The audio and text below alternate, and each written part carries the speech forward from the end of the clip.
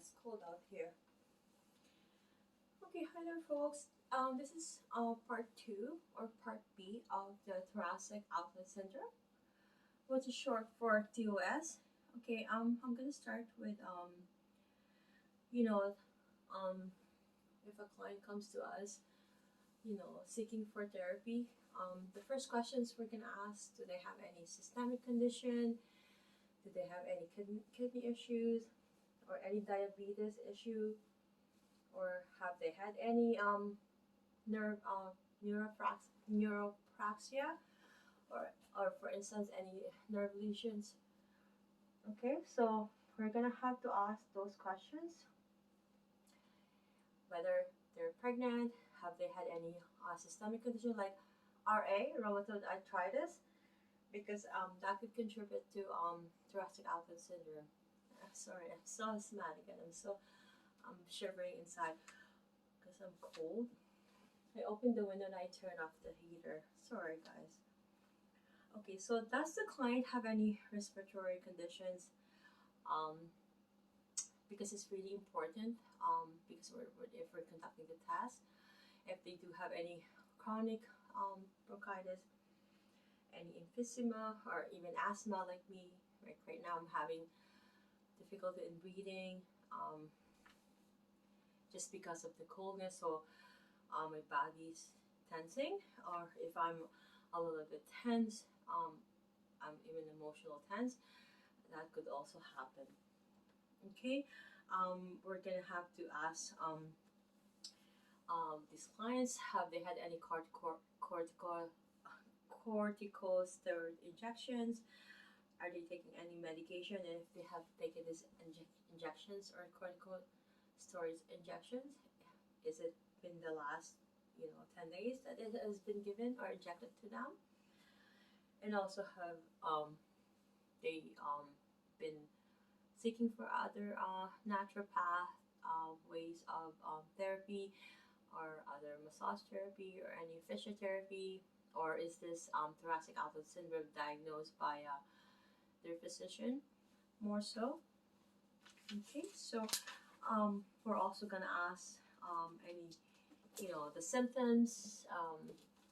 When did the symptoms? We're gonna have to thoroughly ask them thoroughly. So I'm specifying this really um, in detail because we need to ask them because it's related to nerve, and we have to ask about any symptoms as tingling in the hand or any discomfort at all, or is any other um, positioning that's aggravating the symptoms or the pain or the producing the symptoms that the client has, and is there any others position that's relieving the symptoms? You have to ask those questions.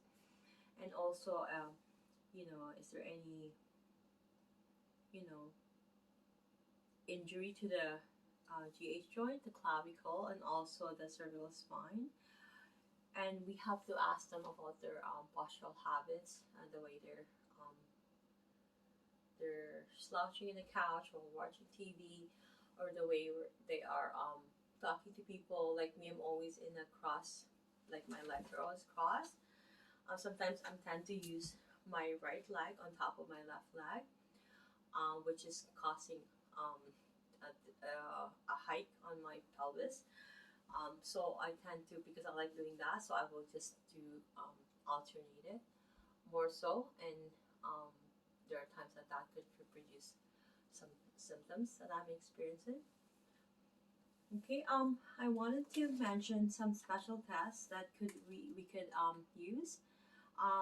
Absent test is positive if for the anterior scalene compression. Travel aspiration is positive for thoracic outlet syndrome with a primary compression at the middle scalene muscles. And scalene cramp and scalene relief tests are positive for trigger points in scalenes. Also, costoclavicular and Eden's tests are positive for compression at the first rib and clavicle. And also, Wright's upper reduction test is positive for pectoralis minor compression. And pectoralis minor leg test is positive for short pectoralis minor muscles. And we're also going to use the upper limb tension test. There's 4, so that we can, we can rule out, is it an ulnar nerve, is it a radial nerve, is it a median nerve? Because ULTT, or upper limb tension test, 1 and 2 is for the median nerve, and ULTT 3 is for the ulnar nerve, and ULTT 4 is for the radial nerve. Okay, so I'm gonna mention here that differentiation condition with arm symptoms. So for cervical spine spondylosis, or cervical radiculopathy, and cervical tumors can mimic TOS. I have mentioned this earlier. And if we're gonna do some DTR, tendon reflex, which I'm gonna be doing another video, they're gonna be weak. They're gonna be positive for these tests. Sperling test is positive for facet joint irritation of the cervical spine. Upper limb tension tests are positive with nerve root and peripheral nerve compression. And Raynaud's disease results in sensitivity to cold, which is not present with TOS.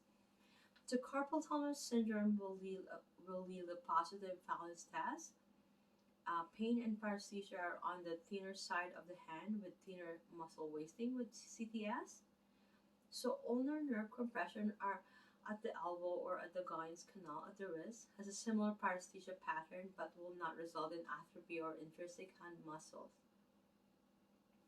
So if there's no atrophy happening, we're going to have to eliminate or rule out ulnar nerve compression. Okay? So hypertonicity and trigger points will be palpated in the limb, not the neck and shoulder girdle. Keep that in mind, okay? So for tendonitis, differentiating for arm symptoms, it's gonna occur to rotator cuff and forearm muscles. It will result in a positive active resistant test.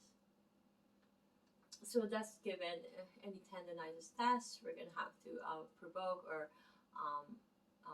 contract the muscles that's doing that action, and if there's pain in the tendon area or when that action is occurring, then that means there's a tendonitis, but muscle wasting will not be present. Okay, so osteoarthritis in the GH joint is diagnosed medically or by x-ray and either diagnostic testing. So I'm gonna, before I talk about the big difference, how the compression site area is between the anterior scalene syndrome, the Beck-Minor syndrome, and then the costoclavicular syndrome, I'm gonna have to talk about the contraindications. Okay, so we're not gonna put these clients in a harm in a way.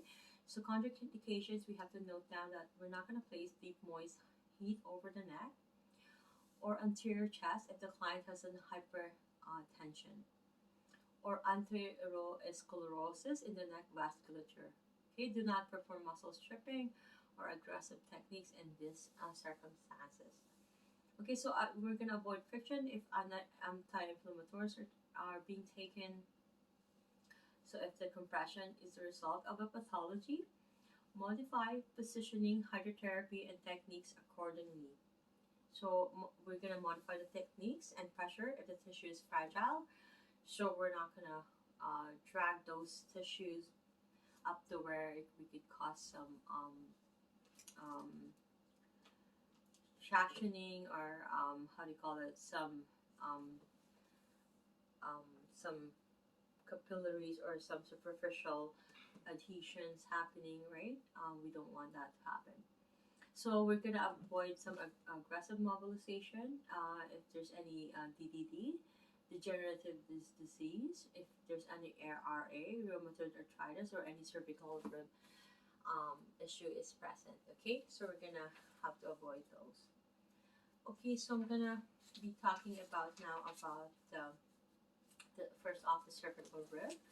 So some people have additional ribs that form at the C7. So for the cervical rib, There are times that this results in symptoms of TOS in about half of those with a cervical rib.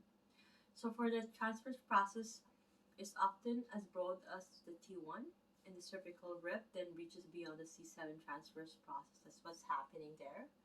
Okay, so the cervical rib may only be a small cartilaginous projection or may be as long as the first rib. So variations of this rib can include a full cervical rib with cartilage or with a distinct fibrous band instead of cartilage that connects the rib to the first thoracic rib.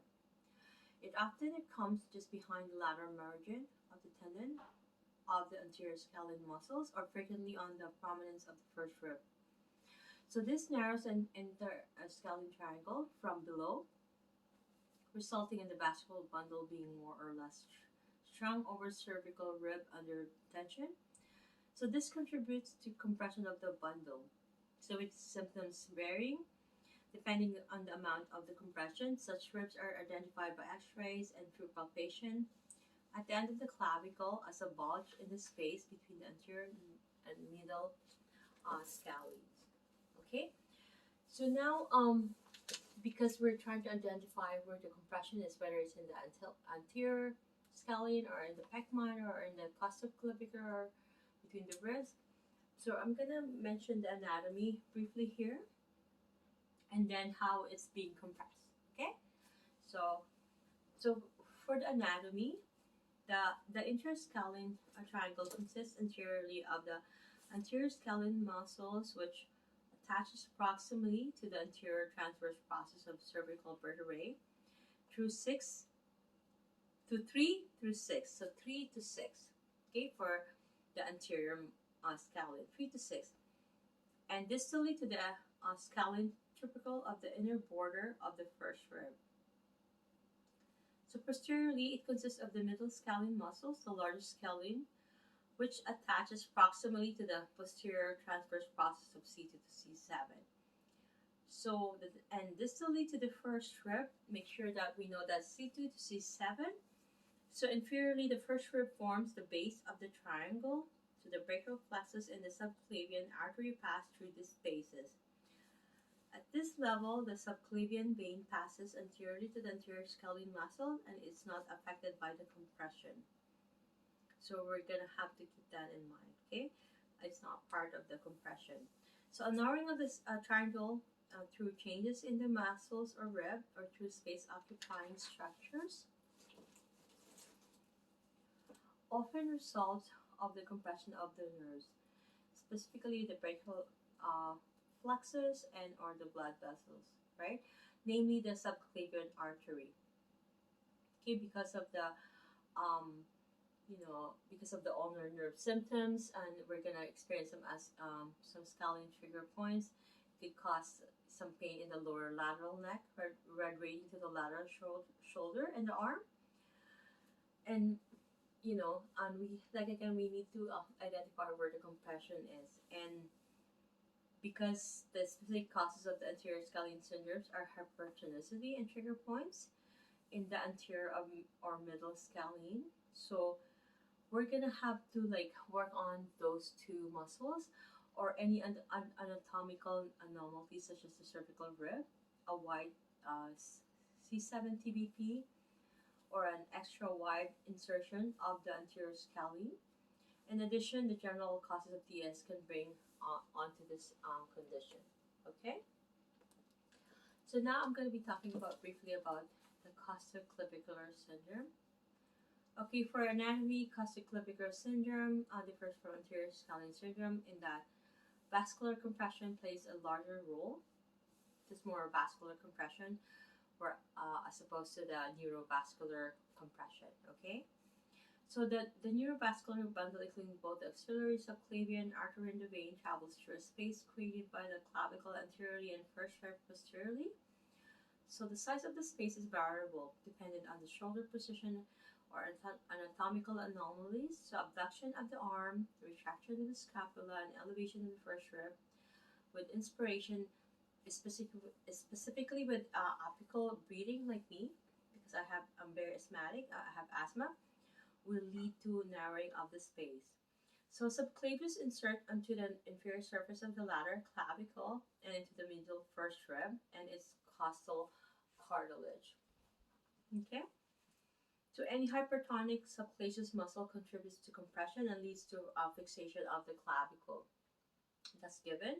So in addition, weakness of the trapezius and levator scapula muscles which suspend the shoulder causes drooping of the shoulder with the clavicle resting on the first rib. Okay, so if there's a subclavian trigger point, it's referring to the lateral arm bypassing the elbow and wrist, then continuing down the lateral dorsal and femoral sides of the hand, as well as into the thumb and index and middle fingers. So we're gonna have to keep that in mind. All those symptoms and where it's referring to, we have to note that so we can differentiate which one is which. Okay? Can I take it, please? Sure, baby. On. Welcome. Yes. Okay, let me open it.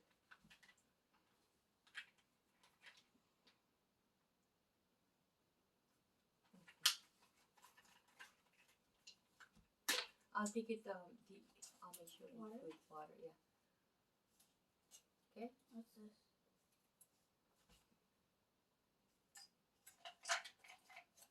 Just one, right?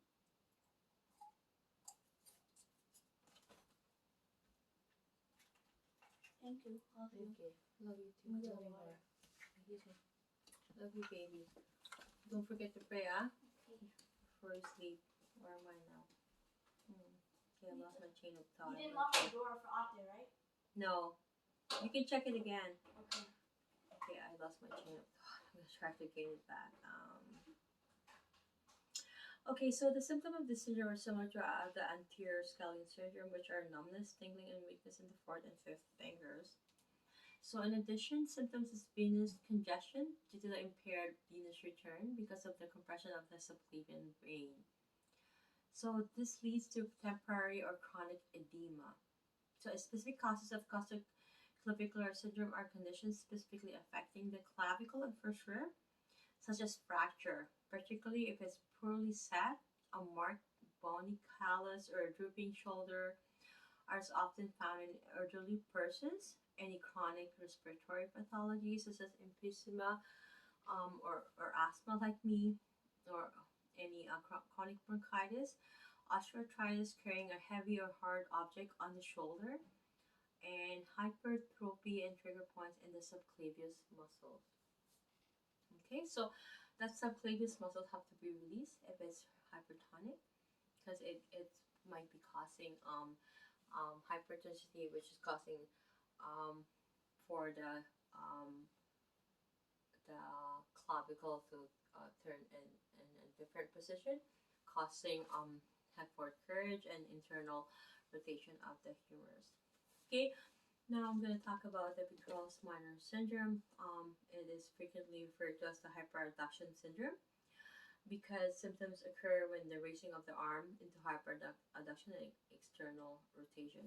So if you were to hyperabduct the arm, it will compress on the pec minor, right? Because of the where the pec minors attach, it will compress that, and it will cause some compression, which will reproduce the symptoms of pec minor syndrome. Okay, so anatomy is the subpectoral space is formed by the clavicle and the pectoralis minor muscles as its insertion at the coracoid process, which is the distal attachment, is the third, fourth, and fifth fingers, ribs. I'm sorry, I was looking at my fingers near the costal cartilage. So at this level, the brachial plexus continues to travel with the axillary artery and vein as the subclavian artery and vein enter the axillary fossa. So their names change to axillary artery and vein, and then the neurovascular bundle enters the axillary under the pectoralis minor muscle. So when the arm is extended and maximally abducted to 180, right?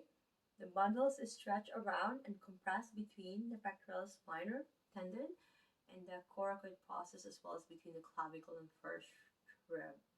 So if there's any pectoralis minor trigger points, it refers pain primarily over the anterior deltoid muscles over the pectoral area and possibly to the subclavicular area on the same side. So some pain can extend down the medial side of the arm to the palm and turn to the fifth digits. Oh my gosh, I'm so tired. Okay, symptoms for this syndrome may include those of the entire brachial plexus compression. They usually begin as numbness and tingling in the fingers and progress to the hand. There's also venous compromise resulting in ischemia and edema in the hand. And Wright suggests that Raynaud's disease-like symptoms can appear in over 1/3 of the people with pectoralis minor syndrome. So a specific cause of pectoralis minor syndrome are primarily positional, specifically the arm elevated over the head for a prolonged period of time during specific activities. So this position can be achieved by having an active and repetitive, such as when painting a ceiling or playing an instrument, such as a violin or flute. On the other hand, it can be a passive position held for a long time, as in sleeping with the arm above the head, sitting and hanging the arm over a chair, back, or for positioning during surgery.